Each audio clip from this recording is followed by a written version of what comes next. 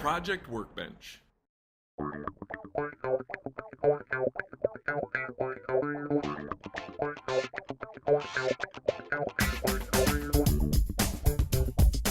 This is Matt Munson speaking, and welcome to another video for my Warner Brothers Studio Tour Photo Jams.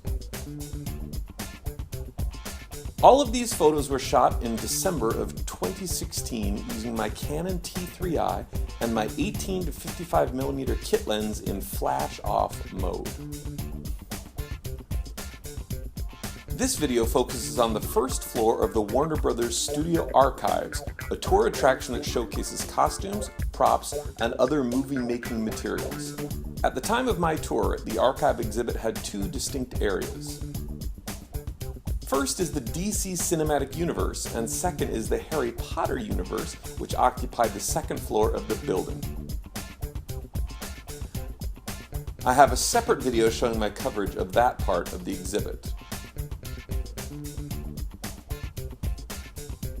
As with the Batmobile exhibit on the WB tour, my only real complaint is that your time in the building is limited. I would say the average attendee is given ample time to explore both floors, but for those of us interested in documenting the experience at a level beyond the superficial, the time constraints prove challenging. That said, I think I got a ton of great pictures, not all of which are shown in this video. I must confess it's an extremely strong exhibit. They have all of the top-tier iconic pieces from Batman vs. Superman and Suicide Squad. Superman, Batman, and Wonder Woman all have their primary suits on display. From experience, I know that oftentimes costumes are produced solely for the purpose of going on tours for press or exhibits such as this, so I cannot say with certainty whether or not these are screen-used costumes. But I can say with confidence that they certainly appear to be built to the same specs that the screen-used suits are. A really fantastic element of this exhibit is that none of the costumes are behind glass. Only the smaller hand props are in cases. The costumes are literally right in front of your face, without even a strategically placed velvet rope to keep you from them.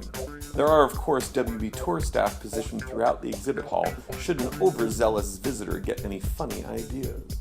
The punchline is that you can get your nose or your camera as close as you want to these pieces. This is a far cry from what I've seen before at places like San Diego Comic-Con, where the costumes were on display a couple years ago. There, they were in giant plexiglass cases that made getting quality reference photos entirely problematic. I guess if you wait around long enough, you'll get what you want eventually. One thing that struck me, which I think I've commented on in other videos, is just how great all of these pieces look up close and in real life.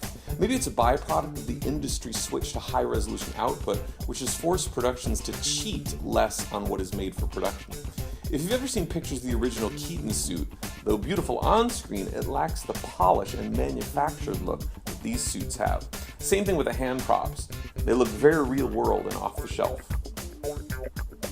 If you enjoyed this video and want to see more, then please subscribe to my channel, like this video, and please let me know in the comments if there's anything else you'd like to see me document in a future video.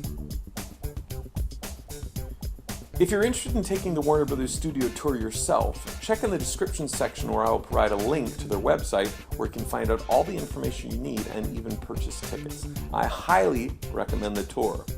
All told, it took us about 3 hours and it was worth every penny. We went on a Saturday afternoon, which in my opinion turned out to be the right decision. The lot was essentially empty with no productions filming that day.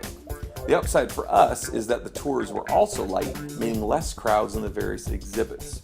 For those of you interested in the slim chance of seeing a celebrity roaming around the backlot, then a weekday during normal business hours is probably more to your liking.